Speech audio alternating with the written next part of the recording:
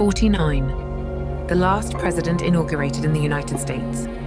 The span of terrible days after the global comms blackout when the world was reshaped.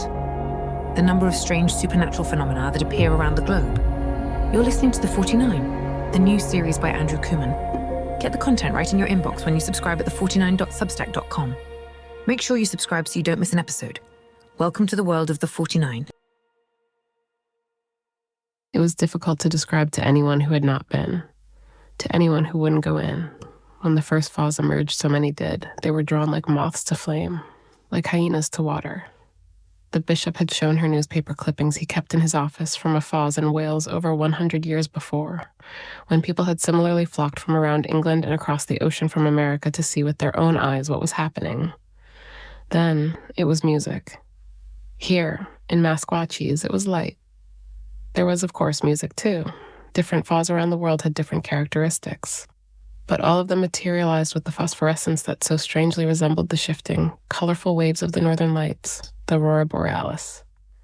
Sometimes it moved people to sing, to solitude, to quiet reverence. There was a funny meme that still circulated on social media of corridor billionaires holding hands, their faces superimposed over the lanky blue characters from the Avatar films, standing in loincloths around the bright tree of souls. From the outside, that was the view of the Foz, a sort of animistic nature cult where people achieved a meditative state and lived in a sort of mindless hive. But within the Foz, at least in Masquatchie's, people went about their everyday lives, working the land, rearing their children, tending animals, creating stories and curriculum sent around the world. Online, there was even a drone quota that the region met.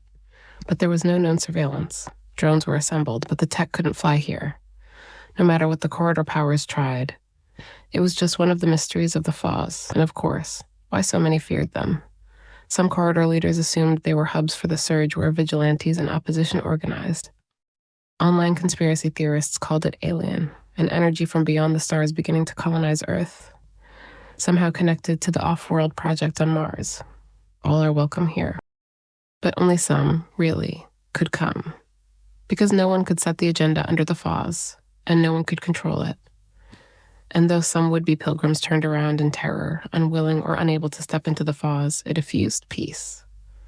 For most, Masquatchie's and the other reported Foz around the globe were locations of refuge, spiritual asylum, an escape from whatever the hell was happening in the corridors, whatever the hell had been taking place ever since Paris. And the Gov, somehow, could live with it, didn't fight it. Boyer knew he feared it. And rightly so. He needed what was under the land, and the elders, despite what so many thought of them on the outside, knew it too. Boyer smiled as she imagined how the Make It Happen Gov must feel as he eyed the enormous lithium deposits under layers of ground on those rich farm fields. The irony that the nanobolt batteries she'd helped deliver were sent to the very land that Corridor West longed to annex so it could mine the material essential for the batteries that powered the planets, made more essential since the Tunco mine in Manitoba was attacked and extraction halted. When Australia and China's mines were wiped off the map, battery production globally slammed to a stop. As the EV caravan made its way back toward the corridor, the lithium tungsten batteries and crates of non-perishables delivered. Boyer relaxed. Despite the instructions to return immediately, Boyer had decided to enter the Foz. She couldn't resist. The power in the place pulled her, like she was a smartphone without charge. Even 10 minutes within the Foz would refresh her, she told herself. 10 hours later, she had emerged, refreshed, and aware of who she had to see, what she had to do. The attack happened at 9:02 a.m. in broad daylight.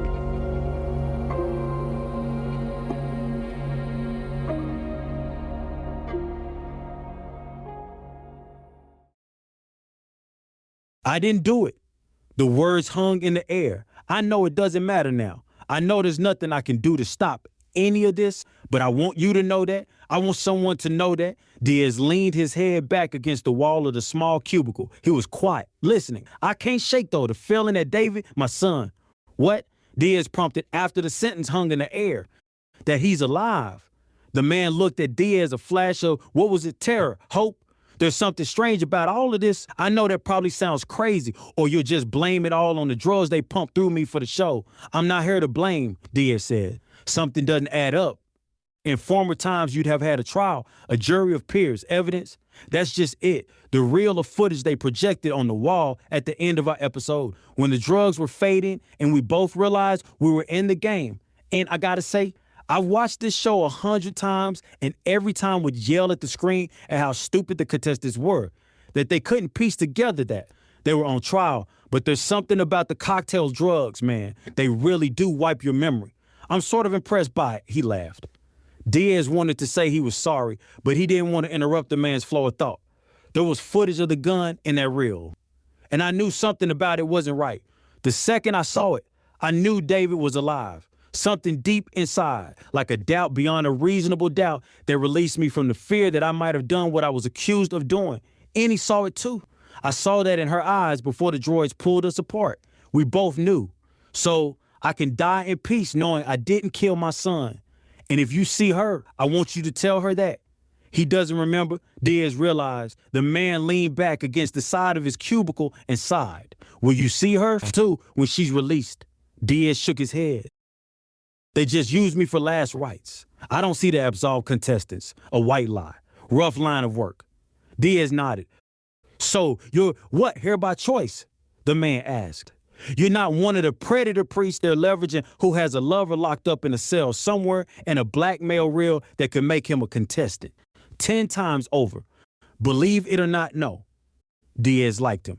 In fact, I used to go after those bastards. I met the Bishop of Massawa Cheese. Oh, we were the same that way. We both were hunting the predators. I did it as an independent journalist. He did it through his network of contacts. People who got clean in New Eden. You've been there? I have. Hutteras and First Nations. The man rubbed his temples. It sounds like the start of a bad joke, like a priest and a rabbi walked into a bar. You're right. Diaz smiled. They both enjoyed the moment. A last joke ever to be shared. The moment had a faint glimmer of holiness to it. A last rite in itself. When were you at New Eden? The man asked, timidly. Before the first falls, at least that's what the bishop called it. The OG, the thing that set all this in motion. A falls before the falls. Diaz nodded. We became digital pen pals of sorts. Got to know each other because we were both trying to nail the preds. Did you send them here? No, nothing like that. This game wasn't such a big thing back then, at least not what it's become. But we set up some reckonings. So are the robes real? They are and they aren't. Diaz smiled. They were getting to it now. You're not just a journalist trying to get a story, posing. Diaz turned and looked at the man. He could see his eyes through the rectangle slat between them as though he wore the metal confession booth like a burqa. But ye are a chosen generation, a royal priesthood, and holy nation, a peculiar people, that ye should shoot forth the praises of him who hath called you out of darkness into his marvelous light. I'm a priest in the classic sense, and I have every right, like you, to pray for anyone in need and comfort them with any word that I can. Thanks for listening to this portion of The 49 by Andrew Kooman. New content drops for paid subscribers every Monday at the49.substack.com. That's the49.substack.com. On Tuesdays, we release new audio on all your favorite podcast platforms. If you like what you're hearing, make sure you subscribe and to share it with a friend. Thanks for listening to The 49.